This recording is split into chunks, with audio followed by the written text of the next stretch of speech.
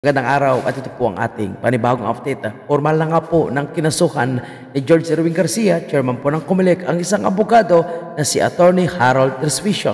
Ito po dahil di umano sa pagpapakalat ng maling impormasyon na posibleng magkaroon nga po ng dayaan sa darating na eleksyon. At sa vlog po ni Attorney Harold ay pinakita niya po mga kababayan po natin at dinidemonstrate niya kung paano dayain or imamanipulate ang darating na eleksyon. So kaya nga naman, para po kay George Erwin Garcia, ito daw po ay fake news at pagpapakalat lamang ng maling impormasyon. Pakinggan natin. Formal po natin pinasuhan ang ating task force AJK, si Atty. Cheryl Harold Paz Tresvicio, isa po siyang abogado at tumatakbo bilang Vice Mayor dyan po sa may Isabela, province of Isabela.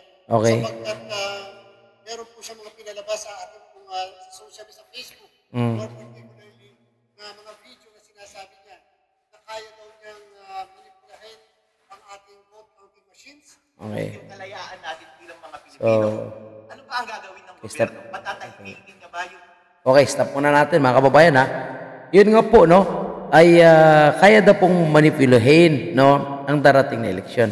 So, sa akin lang po, ang punto ko dyan, mga kababayan po natin, kung may pinapakita po na proseso kung paano i-manipulate, paano dayain po ang darating na eleksyon, palagay ko is napakagandang asset po yan. Kung ipatawag po ng COMELEC, itong si Attorney Harold, kausapin, no, at tanungin, paano ito mangyayari. So, i-demonstrate sa kanila at kung imposible at hindi po ito mangyayari, hindi maganda, no?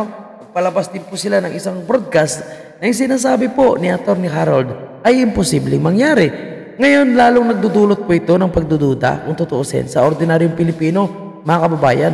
Dahil mapapaisip po sila, bakit agad kinasuhan? O, ibig sabihin, posible ito ay totoo. At para po kay Attorney Harold, siya po ay tinatakot at pinapatahimik sa kanyang mga ibinulgar na posibleng dayaan sa darating na eleksyon. Ito. Tingnan natin. ng gobyerno? Patatahimikin niya ba yung mga Yun. tao na nagsasabi ng mga gawain ng gobyerno para itama ang gobyerno? O papakinggan niya sila at itatama yung mga mali? O kaya naman patatahimikin niya tulad ng ginagawa ngayon? Ang suggestion ko sa COMELEC ay, hello COMELEC, freedom of speech to. Bilang citizen ng Pilipinas, may karapatan akong magsalita at magkomento sa lahat ng transaksyon ng government.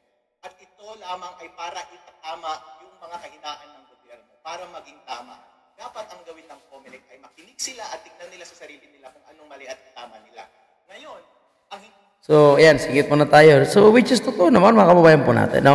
Tingnan muna nila sa kanilang sarili kung ano yung mali, no? Ano yung pwede nilang itama. Bakit hindi pala nila ito ipatawag, no? Imagine mo kung totoo yung kanyang sinasabi at kung wala namang planong masama ang COMELEC at kung may mga outsider, no? May mga ilang individual, grupo na ihahak, no? At imamanipulate ang resulta ng COMELEC, hindi kausapin na ito, no? At kausapin din nila, tanongin nila kung may alam siya kung paano ito kontrahin, paano ito labanan, no? At least, malay natin, magkatotoo kasi eksperto ito mga kababayan, ba? Pero bakit gusto nila agad patahimikin? Posible yung sinasabi ni Harold ay posible alam na rin nila. Di ba?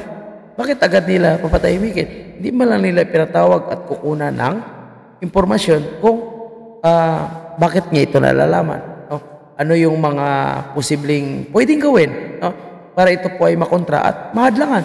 Bakit agad mo patahimikin? yun, ang hindi dapat nilang gawin ay patahimikin ang tao at abusuhin ang kanilang karapatan na magsalita laban sa ating gobyerno. Dahil fundamental right yan, freedom of speech.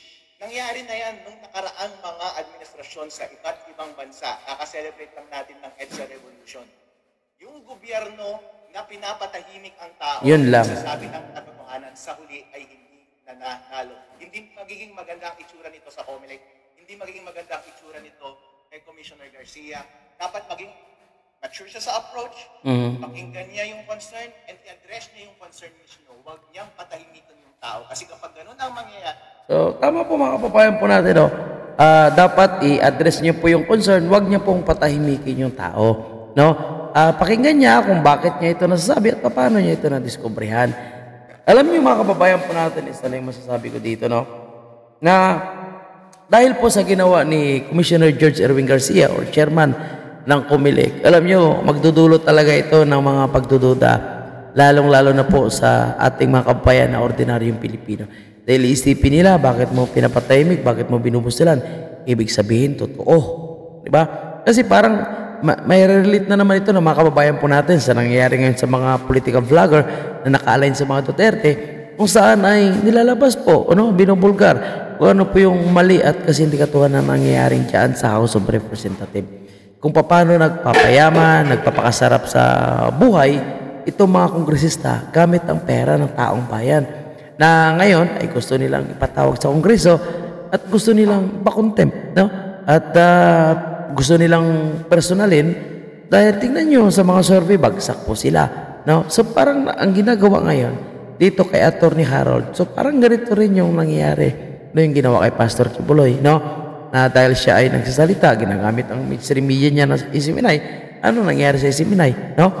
Tinanggalan ng prangkisa at unlimited, no?